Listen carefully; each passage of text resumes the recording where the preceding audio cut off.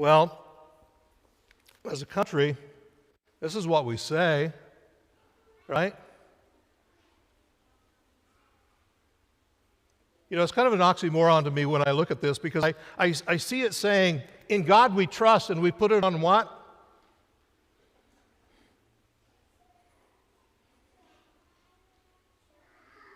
What do we really trust in? We trust God to give us. Think of all of our cliches. To get a good job, you need to get a good education. Why? Because that's when you're going to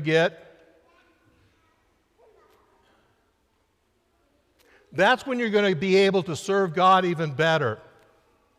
Is that the answer we gave? You need to do everything to the best of your ability because people will notice and you'll get paid more. Just being honest, gang, right?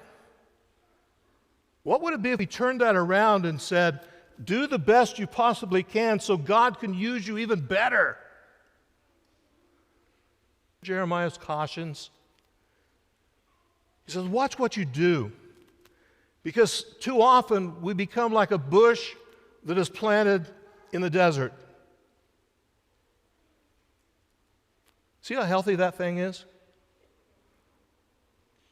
Ever feel that way? It just kind of dried up and all the life is just drained out? And we go, I wonder why. Because your trust, your hope, your faith is based on. He says sometimes you're trying to grow, you're trying to excel in life when you're on a salt plain. And wonder what's wrong.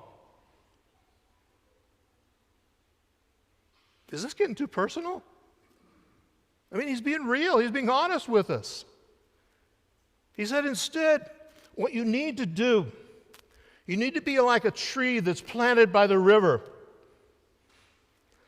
But as I show this image, I want us to think about something. You see those roots? Those roots have to keep going. Otherwise, the ground's going to erode around it, and before long, that tree's going to be in the creek. It needs to keep growing. Remember those words that Jane read? Like a tree with leaves that are on it all the time. It took my mind back to one of our youth gatherings in New Orleans. We did a servant event out in a park, and the guy that was showing us what we needed to do, I'm one of those guys, I ask stupid questions. I said, what kind of tree is that? And he said, it's a live oak. And I'm going, it's a live oak as opposed to a, what do you mean? He said, well, down here, the oak trees don't go dormant. The leaves are on them all the time. And I went, wow, that's an illustration. That's an illustration. I've seen a lot of Christians who've gone dormant. They've gone through a season in life and they've gone dormant. Sometimes the leaves fall off, but in the meantime, they're really producing nothing. How about you? What season are you in right now? You know, I think if we're really honest with ourselves, this season of COVID has created an awful lot of dormancy. People who have gone dormant in their faith instead of growing and challenging, and that's why I chose a live oak like that one. Think it's been around for a little while? It never has stopped growing. A challenge God makes for you and for me. That's why He establishes all these rules for you and I. Rules that are not there to condemn us or to disqualify us, but rather words that are there to challenge us to keep growing, no matter what's going on in our lives. And he does that in 1 Corinthians as Paul does something that, man, I wish I always had guts like Paul, that he never shied away from anything. Did you hear him talking about the resurrection? If you don't believe in the resurrection, what do you believe in? What are your rules for life? It might sound simple for him just to say that, but understand this. He was talking directly against the Sadducees. And you're going, Sadducees? Pharisees? What's the difference? Let me put it up on the screen for you. Pharisees believed in using the law for everything. In fact, they added so many, it said they had as many as 613 different rules and regulations. You think it's bad we got 10? They had 613. Contrast that with the Sadducees. They made it all about the temple and how you worship and the things that you do physically. Keep going down. Interpretation of the law. No, we just go with the 10. Middle class, upper class. Here's the biggies. Pharisees believe in the resurrection. The Sadducees said nope. And because there's no resurrection, there's no after this. End result, you see what's going on with them. So let's turn into something now of what really happens. In Paul, he said, now if I preach Christ, what he has been raised from the dead, how do some among you say there is no resurrection? But if there is no resurrection, even Christ has been raised. If Christ has not been raised, your faith is in vain. So what do we do with this? How do we really live the lives that God has called us to live? 3 things I want to point out from our readings for today. Starts with this one. We focus on grace, God's undeserved love for you and for me. I saw an illustration this week that really kind of disturbed me. Did anybody realize today's Super Bowl Sunday? Why do you realize that? Can I ask, where do you think you will be at 5:30 today? Anybody know? Yeah, I've been planning it for weeks. Oh, really? Can you imagine if this world, this country, put as much emphasis upon focusing on what we're going to be doing with God like we do other things?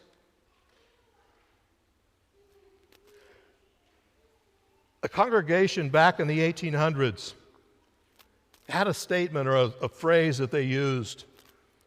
Come early and get a front row seat. Literally. Come early and get a front row seat. In fact, they sold off cubicles of pews. And the more you paid, the closer you got. We got plenty here. It's not a big deal. No, this is real. Back in the 1800s, this would be what a church really looked like. Notice the little cubicles that they've got up front? The highest payer got the front rows. There's a danger in that. Is that what grace is really all about? The more you give, the more grace you get? No, not there at all. In fact, quite the opposite. It's the reality of God's love that he pours out for all people. And as God shares that love with you and I, we are called to share it with one another as we live lives that exemplify and show forth him. Step 2, focus on hope. Hope in the future, not fear of it. The illustration that has always come to my mind when I talk about hope is that of the farmer. But one of the challenges is that when we think about the farmer, we think about the planting season, that they scatter the seed or they plant the seed in hope that it's going to come. This painting is actually called evening prayer, the idea of doing it and then praying that God brings forth the harvest. But I don't know about all the farmers I've known, that's not just about when you plant. It's a prayer that's the journey. It goes all the way through. It doesn't just come at planting, it's in harvest, it's the entire season. But it's not even a prayer of, Lord, give me abundant harvest. It's a prayer that, Lord, whatever's going to happen, I know you will sustain me. You hear a difference in that? It's not just about praying for an abundant harvest. It's about praying for trusting in God. Let's take it to the third level, which is really the hardest.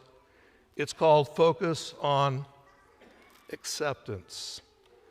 An acceptance of the reality of what's happening in a way that we can still be joyous. Now, the problem with that is the problem of what we just sang. With our white flags raised, it gives us the idea that we're surrendering, right? Is that what we do? We just surrender to God. Let's let him speak to us, okay? This is from our readings today. All the years I've read this text, it was like, light bulbs this time. One of those God sightings. Look at the first line in verse 17. And Jesus came down with them, and he stood on a level place. You know why we can surrender to God?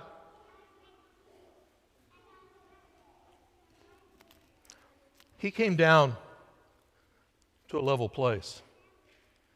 He became you and me. He gave his life for you and me. He suffered on the cross. He knows our pain.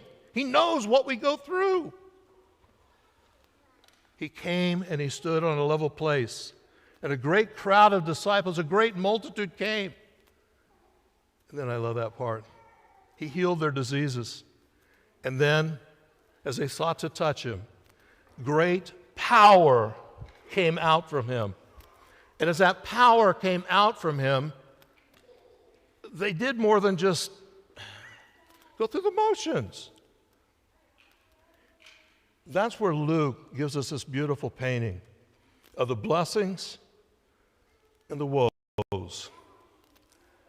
I've never liked this, so as I went through it this year, I just kind of went, wow, Lord, give me a different heart for it. You're blessed when you're poor. You're blessed when you're hungry. You're blessed when you're weeping and not laughing. You're blessed when people hate you. Anybody here feel blessed when that's happening? How about the next warning, the woe? Are you rich? Better not be. Did you have a good lunch or breakfast? Too bad.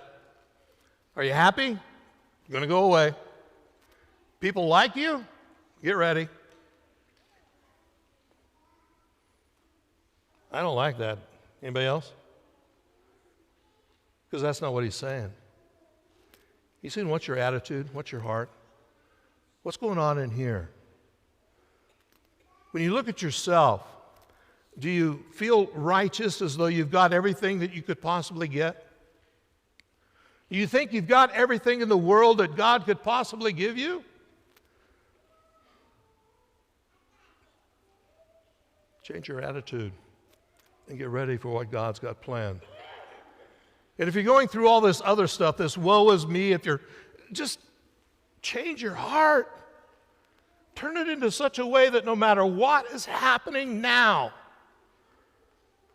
get ready for God. You know, I was wondering this week how God was going to use my week, and my God sightings just kept popping up. Last Sunday after services, my wife and I went to Kansas City, and we went through the Holocaust Museum. Wow. Says plan on 2 to 3 hours. We were there for 4. Wow. Seeing all that they had to display. All the terror, all the pain, all the anguish that was brought on. And my heart was going, okay, God, how are you going to use this? Got to the end of the exhibit, and the people we were with, including our leader, were behind me, naturally. They were slow. So I'm there looking at the last display. And I went, wow,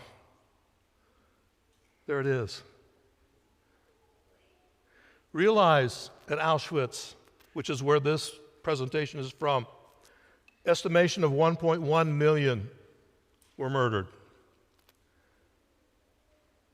They were burned in crematoriums.